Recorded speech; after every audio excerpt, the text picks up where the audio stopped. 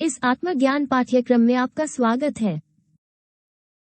आज हम इस दिलचस्प विषय को देखेंगे जिसमें हम समझेंगे कि सोल और आत्मा क्या है, क्योंकि ये ऐसी अवधारणाएं हैं जो आमतौर पर एक दूसरे के साथ भ्रमित होती हैं। हम ये देखने जा रहे हैं कि वे कैसे बनते हैं, वे वर्तमान में किस स्थिति में हैं और हमारी सोल और आत्मा को विकसित करने के लिए क्या कदम हैं।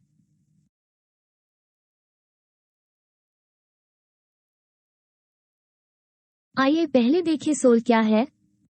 हम सोच सकते हैं कि हमारे पास सोल है, लेकिन अगर हम इस बात पर विचार करें कि सोल गुणों, शक्तियों और क्षमताओं का एक समूह है और साथ ही हम स्वयं का निरीक्षण करते हैं, तो हम देखेंगे कि वे हमारे पास नहीं है और इसके बजाय हमारे पास कई मनोवैज्ञानिक दोष हैं, कई नकारात्मक तरीके हैं जो हमें आध्यात्मिक दुख, कमजोरी, नियंत्रण की कमी और अज्ञानता की स्थिति में रखते हैं, हम पर हावी है और दर्द, उदासी और भय में डूबे हुए हैं।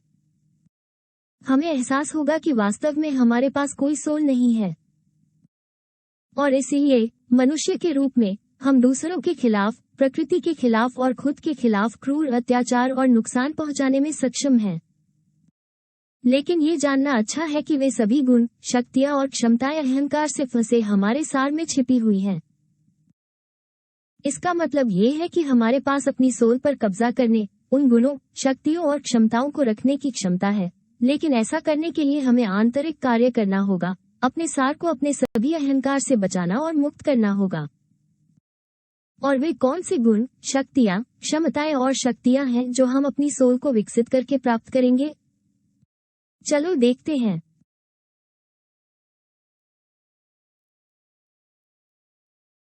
एक बार हम अपने किसी मनोवैज्ञानिक दोष को समझ लें और मनोवैज्ञानिक मृत्यु का प्रयोग कर उसे समाप्त कर दें। वो कंडीशनिंग मर जाती है और दोष के भीतर रहने वाला चेतन भाग मुक्त हो जाता है, जो वास्तविक था, सच्चा था।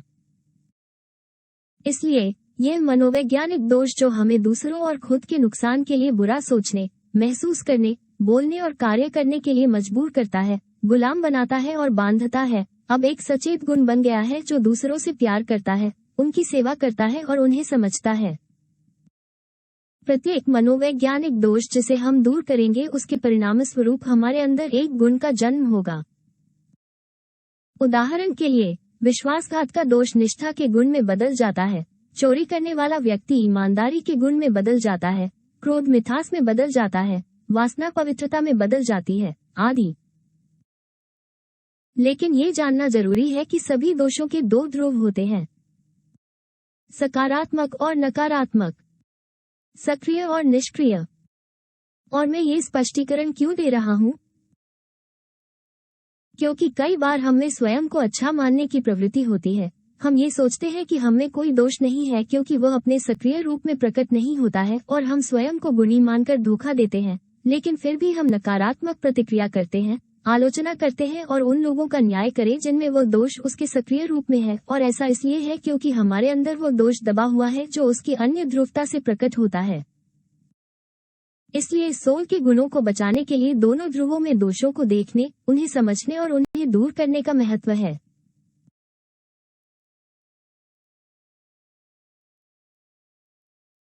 आइए अब बात करते हैं शक्तियों की। जैसे ही कुंडलिनी हमारी रीढ़ की हड्डी में ऊपर उठती है, हमारे प्रत्येक आंतरिक शरीर का निर्माण करती है, हमें शक्तियां प्राप्त होनी शुरू हो जाती हैं। जब सौर भौतिक शरीर का निर्माण होता है तो हमें गनोम्स और पिग्मीज पर शासन करने की शक्ति प्राप्त होती है। जब सौर महत्वपूर्ण शरीर का निर्माण होता है तो हमें पानी के एंडाइन्स और नेरिड्स को नियंत्रित करने की शक्ति प्राप्त होती है। जब सौर सूक्ष्म शरीर का निर्माण हो जाता है तो हम सूक्ष्म शरीर में किसी भी स्थान या तारे की यात्रा कर सकते हैं, जब चाहे 5वें आयाम में प्रवेश कर सकते हैं, हमें अग्नि, सैलामेंडर आदि को नियंत्रित करने की शक्ति भी प्राप्त होती है। जब हम सौर मानसिक शरीर का निर्माण करते हैं तो हम जब भी आवश्यक हो मानसिक दुनिया में प्रवेश कर सकते हैं, वायु के सेल्फ के संपर्क में आ सकते हैं और उनका सारा ज्ञान प्राप्त कर सकते हैं। और जब सौर इच्छा का शरीर निर्मित होता है तो हमें संपूर्ण प्रकृति पर शासन करने की शक्ति प्राप्त होती है, जो हमें स्वयं को भी बनाने की अनुमति देती है।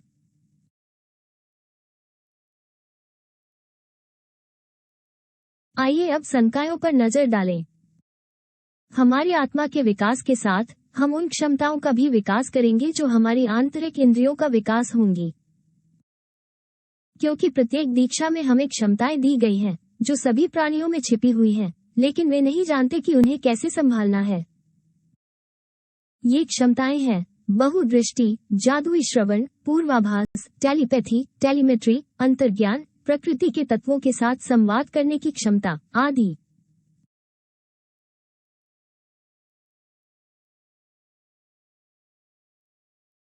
जिस हद तक मानस का विकास होता है, वे सभी शक्तियां हमारे अस्तित्व के चारों ओर एकीकृत हो जाती हैं और हम वो काम कर सकते हैं जो 1000 आदमी मिलकर भी नहीं कर सकते। हम शारीरिक शक्ति, जीवन शक्ति, शब्द में शक्ति प्राप्त करेंगे। जब शब्द में शक्ति वाला व्यक्ति बोलता है तो वो सीधे दूसरों की चेतना तक पहुंच सकता है। इसके अलावा इच्छा शक्ति, हम देखते हैं कि वर्तमान में हमारे पास केवल अहंकार के लिए इच्छा शक्ति है। हमारे भीतर एक अपेक्षाकृत बड़ी ताकत रहती है, लेकिन हम लगातार इसका दुरुपयोग करते हैं, खासकर क्रोध के दोष के कारण जो हमें कमजोर बनाता है। और जैसा कि मैंने सोल बताया, जैसे जैसे हम अपनी आत्मा का विकास या निर्माण करेंगे, ये सब हमारे अंदर विकसित और एकीकृत हो जाएगा।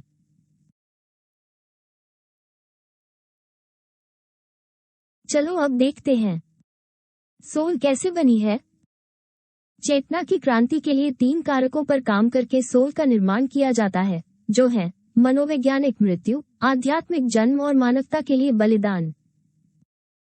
मनोवैज्ञानिक मृत्यु से हम ऊर्जा बचाते हैं, केंद्रों को संतुलित करते हैं और अपने दोषों में फंसे सार को मुक्त करते हैं। आध्यात्मिक जन्म के साथ हम अपनी यौन रचनात्मक ऊर्जा का बुद्धिमानी से उपयोग करते हुए एक पुरुष और एक महिला के यौन मिलन में अस्तित्व वाले शरीर का निर्माण करते हैं। और मानवता के लिए बलिदान के साथ अन्य मनुष्यों को निस्वार्थ भाव से यह ज्ञान देना। हम आंतरिक कार्य के लिए हृदय के गुणों को उत्पन्न करते हैं। ये 3 कारक हैं जो हमें दुनिया की यांत्रिकता से बाहर निकलने और हमारी चेतना में क्रांति लाने में मदद करेंगे ताकि हम अपनी सोल का विकास कर सकें। अब आइए देखें मानव सोल के निर्माण के चरण क्या हैं। पहला, वस्तुनिष्ठ ज्ञान प्राप्त करें। इसे खोजने वाले हजारों में से केवल एक ही इसे पाता है। हम देखते हैं कि दुनिया में ऐसे बहुत से लोग हैं जो किसी आध्यात्मिक चीज की तलाश में हैं, लेकिन कुछ ही लोग अपनी चेतना को जागृत करने की दिशा में अपना रास्ता शुरू करने के लिए अभ्यास पर केंद्रित 3 कारकों का ज्ञान प्राप्त कर पाते हैं। कई लोग अस्तित्व में मौजूद कई अवधारणाओं और सिद्धांतों के बीच उलझ जाते हैं और कभी भी उस ज्ञान को नहीं पहचान पाते हैं जो उन्हें आध्यात्मिक रूप से आगे बढ़ने में मदद कर सकता है। ऐसा क्यों है? कर्म से। कई लोगों ने ये ज्ञान प्राप्त किया है लेकिन इसे छोड़ दिया है। दूसरों ने दिव्य माँ को धोखा दिया है। दूसरों ने पवित्र आत्मा के खिलाफ अपराध किए हैं। अन्य लोग खोजी है लेकिन ये भी नहीं जानते कि वे क्या खोज रहे हैं। और ये सभी कई जन्मों तक इसे पाने का अधिकार खो चुके हैं। वस्तुनिष्ठ ज्ञान प्राप्त करने के बाद दूसरा चरण होगा, उन 3 कारकों का अभ्यास करना शुरू करें। चूंकि वे सिद्धांत के रूप में काम नहीं करते हैं, इसलिए यदि हम उन्हें अभ्यास में लाएंगे तो वो हमें बदल देगा। तीसरा कदम ऊर्जा केंद्रों को संतुलित करना होगा, और ये तब होगा जब हम अभ्यास के माध्यम से ज्ञान का पालन करने का निर्णय लेंगे, और ऐसा करने वाले बहुत कम हैं। उसे ढूंढने वाले हजारों में से एक उसका अनुसरण करता है।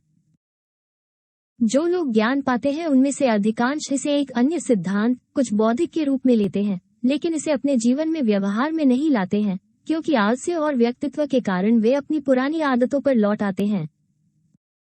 लेकिन अगर हम अत्यधिक प्रयास करते हैं, दूसरों की मदद करते हैं, तो हमें एक ताकत मिलती है जो हमें वास्तव में काम करने के लिए प्रेरित करेगी। चौथा कदम होगा, एक स्थिर साथी रखें ताकि आप जन्म के पहाड़ का काम शुरू कर सकें। हमें ये जानना चाहिए कि पार्टनर के बिना शरीर बनाना संभव नहीं है, क्योंकि सेक्स के अलावा हम कुछ भी नहीं बना सकते हैं। इस काम में रुचि रखने वाला और यौनाभ्यास पसंद करने वाला साथी ढूंढना जरूरी है।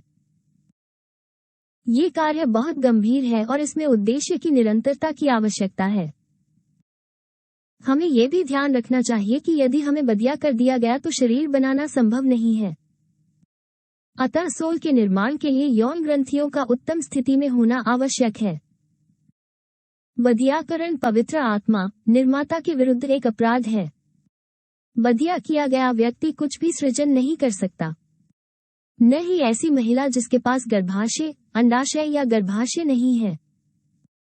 ऐसी स्थिति में जब पुनः नहरीकरण किया जा सकता है तो ये करना होगा।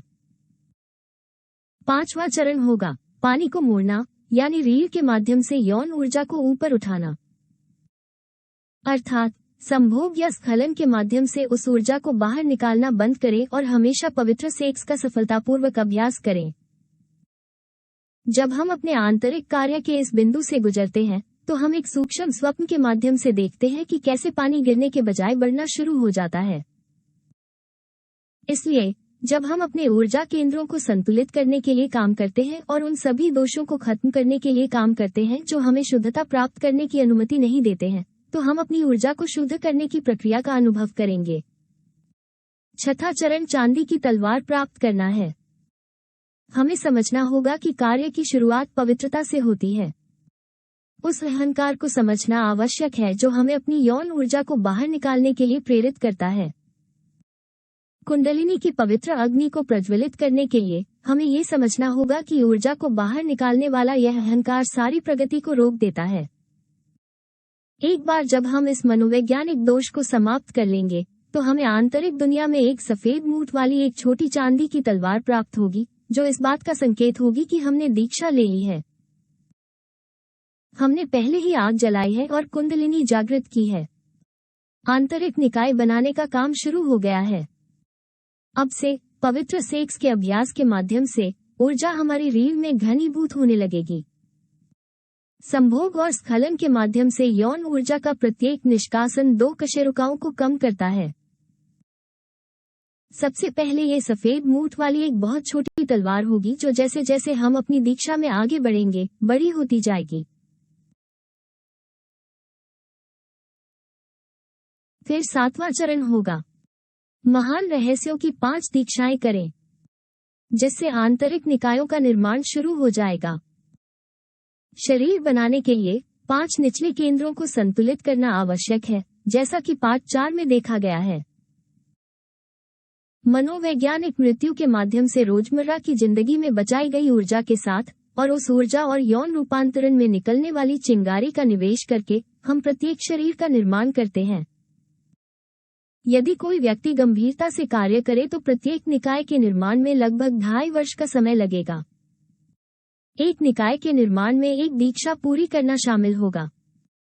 प्रथम दीक्षा में सौर भौतिक शरीर पुनर्जीवित होगा। द्वितीय दीक्षा में सौर जीवन शक्ति शरीर का पुनर्जनन।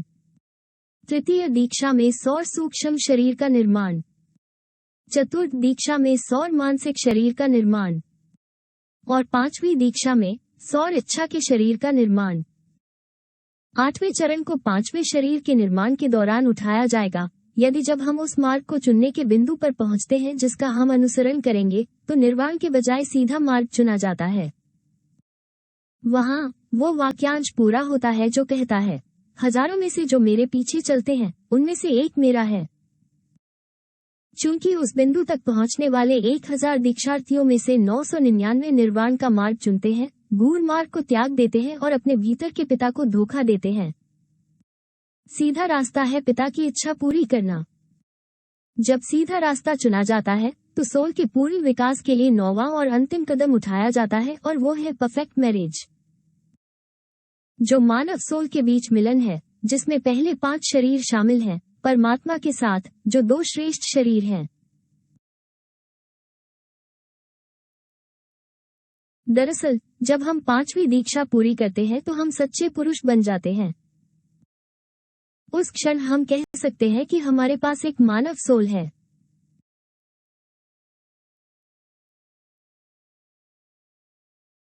पांच सौर पिंडों के निर्माण को प्रथम पर्वत कहा जाता है या कोक्सीक से पीनियल ग्रंथि तक पहली बार अग्नि का आरोहण कहा जाता है। इसे मानव सोल का निर्माण या उत्पत्ति भी कहा जाता है। व्यक्ति के कार्य के स्तर के आधार पर फर्स्ट माउंटेन में लगभग 13 साल का समय लग सकता है। प्रत्येक पूर्ण दीक्षा के साथ जो तलवार हमारे पास आंतरिक रूप से होगी वह बढ़ती जाएगी। इसलिए सूक्ष्म में अपनी तलवार की वृद्धि को देखकर हम जो काम कर रहे हैं उसकी प्रगति को ट्रैक कर सकते हैं। तलवार की लंबाई हमारी रीढ़ की हड्डी में लगी आग का माप होगी। प्रत्येक दीक्षा 2 केंद्रों के बीच शुरू और समाप्त होती है। अब बात करते हैं आत्मा की। हमारी आत्मा हमारी चेतना का उच्चतर भाग है। आत्मा कैसे बनती है? जब 2 सोल, दिव्य और मानव, मिलती हैं, तो दूसरा त्रय बनता है, जो है आत्मन, बुद्धि, मानस। मानस मानव सोल है। बुद्धि दिव्य सोल है। आत्मन अंतरंग है। इस त्रय को आत्मा कहा जाता है। वहां हम अपना पहला पर्वत, उत्पत्ति का पर्वत, पूरा कर लेंगे और हम अपना दूसरा पर्वत, सर्वनाश का पर्वत शुरू करेंगे, जहां अग्नि के माध्यम से हमारे संपूर्ण अहंकार का पूर्ण विनाश होगा।